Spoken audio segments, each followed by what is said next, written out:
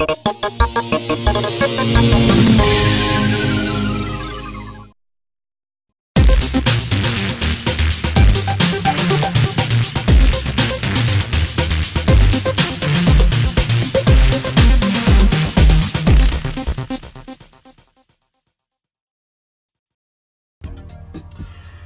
hello everybody. Welcome back to the news desk here at thatnewtoysmell.com, part of the Pop Culture Network. Now, as you can see, we're still kind of working on the renovations here, setting up the shelves, getting things ready. But you can see, there's a few more toys on display.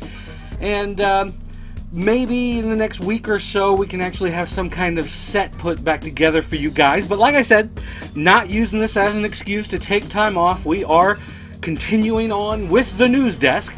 And I spoke a couple weeks ago about maybe talking a little bit about Black Friday, and we didn't do that last week because we had all that Thundercats news, but I did want to take a minute to talk about the Black Friday's discussions that did evolve on the Pop Culture Network forums. Now, there were no real great deals that people were running out to stores to get.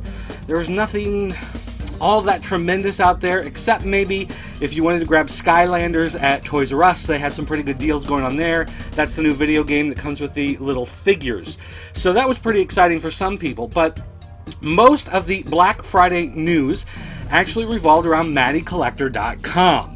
They were having a massive Black Friday through Cyber Sunday sale, and among the things they had for sale, some old San Diego Comic-Con exclusives that they found extras of.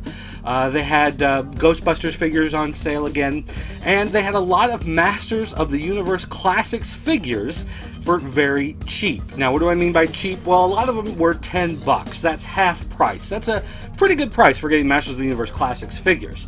But on top of that, occasionally they were rolling out certain specials, like certain figures were available for $8. So $8 for a Masters of the Universe Classics figure that normally runs you $20, that makes it one heck of a deal for Black Friday. And that was pretty much the thing that most people seem to be talking about as far as toys go on Black Friday. So, there you go. If you missed out on that, you missed out on some great deals. I did happen to get a Battle Armor Skeletor because, let's face it, I'm going to need a Disco Battle Armor Skeletor to be customized soon. Now, getting on with toy news this week, one of the first things we had, the Outer Spacemen finally getting their Waves 3 and 4 packaging and final paint from the Four Horsemen. Now, for those of you not familiar, these are their reincarnation of this classic line from the 70s. New sculpts, new colors, and what have you. Samples of the photos of the samples, not samples of the photos, of course, that doesn't make any sense, but of Waves 3 and 4, including the packaging, on their store. We got the fully painted Infinity Edition versions of Mistron, I'm not sure how you say that, Commander Comet, Electron Plus, and Alpha 7. And you can buy this set for $50 shipped from the Store Horseman, which is the Four Horsemen store. Pretty good pun, guys, on that one, actually. I have to give them credit on that. But there are more photos. If you want to see it, you can go to the Four Horsemen blog and check that out. Some high-quality stuff there. Make sure you grab a hold of those. Also, we have the G.I. Joe subscription service figures. We finally got some card-back artwork. These were posted at Toy News International. I'm not sure where they grabbed them. They're probably members of the G.I. Joe Collectors Club. I am not.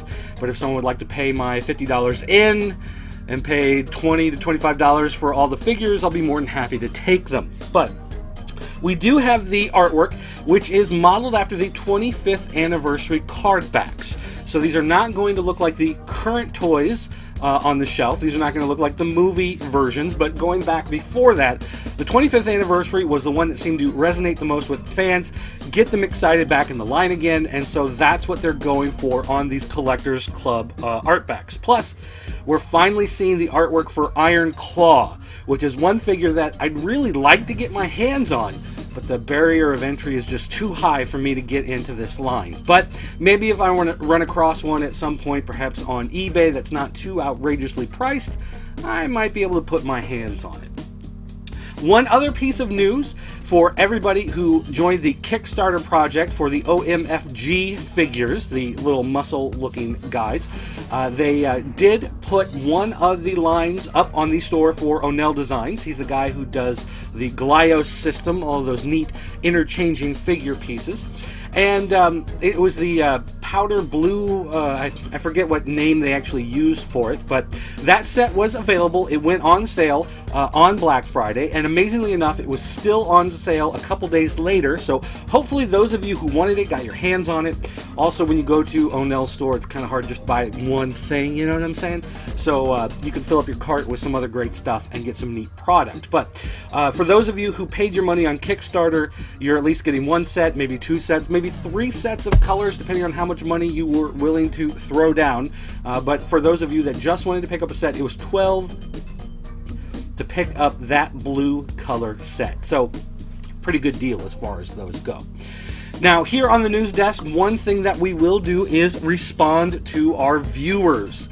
And in fact, we have a voicemail line. It's area code 217-953-4025. It's our 24-hour voicemail line. And so we decided that, we of course would answer questions that came through from there. So we're going to pull up a voicemail right now, and we are going to just take a listen here, see if we can figure out what their quandary was, and perhaps we can figure out an answer for them. So let's go ahead and run that voicemail.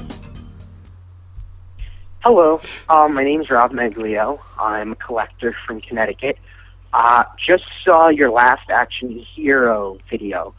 I just need one more figure to complete my Last Action Hero collection.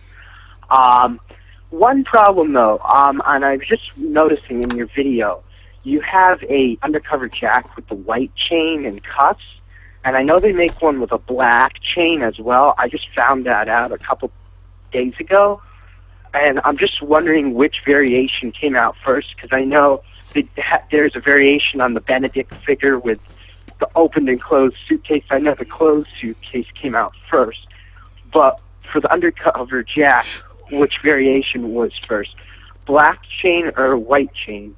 My number is 203 or 4.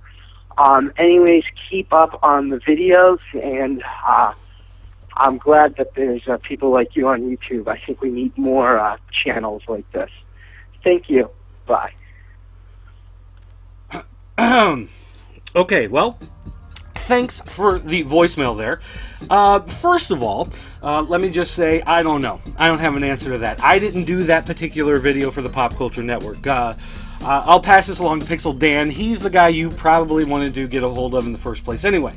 After all, it is a all-purpose voicemail line for the entire Pop Culture Network, not just for the news desk. So it was probably a little presumptuous of me to listen to that particular message and figure that it was directed, at me. But having said that, let me just throw out there the fact that this is a voicemail line for questions and comments, but we are not going to call you back personally. We just can't do that. It's just not going to happen. We actually get quite a few voicemails here and there, and we can't return calls to people. And besides that, a lot of people out there in the world are kind of creepy, and you really don't want to talk to everybody anyway. So let me just remind you that you can leave a question or comment. Make sure we will listen to it. Now that my heater has kicked on, that's a nice background sound. I'm sure the microphone picked that up. Great. But beyond that, I would also like to point out that, we're not a YouTube show. I'm glad that you found us. That's the reason why we put it on YouTube. There are so many people on YouTube, but we are not a YouTube show. We try to point out in every video that you should stop by popculturenetwork.com. That's our website. You'll find our videos, plus written reviews, plus podcasts, plus our forums where people talk about toys and things like that. Now, if you just want the toys, you can go to thatnewtoysmell.com and just get the toy news, toy reviews, and toy discussions. But we do cover video games, comic books, occasionally professional wrestling, things that we find neat and interesting.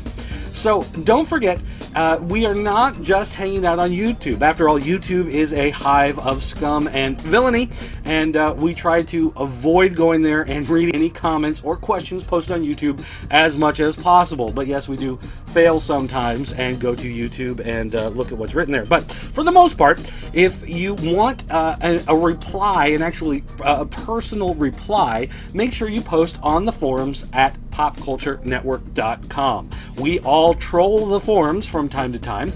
Dan seems to post pretty much every day because at his job he does no actual work.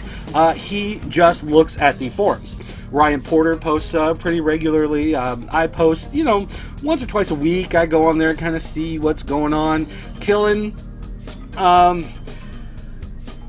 he's killing, and Scotty Cash is pretty much functionally illiterate. So, you get something from him, he just kind of pounds on the keyboard like a monkey, and you get some sort of reply from him. But regardless, that's where you want to go for all the major feedback. So again, if you want to leave us a voicemail, question, or comment, make it snappy. Maybe 20 seconds. Go over it a couple times before you call. That way it's not, really super long. That's probably the best way to do that. What? I'm giving them, I'm telling them how it, all right, fine. Thanks for calling. And we hope to hear from you again sometime in the future. That's going to do it for the news desk today. Again, don't forget to check popculturenetwork.com for the rest of our news, reviews, information, press releases, etc. And join the forums, join the discussion, talk with other people. And as always, if you have a piece of toy news, don't forget to send it to dirt@popculturenetwork.com. That's my email address. Just throwing it out there. Thanks for watching, everybody, and I'll see you next time.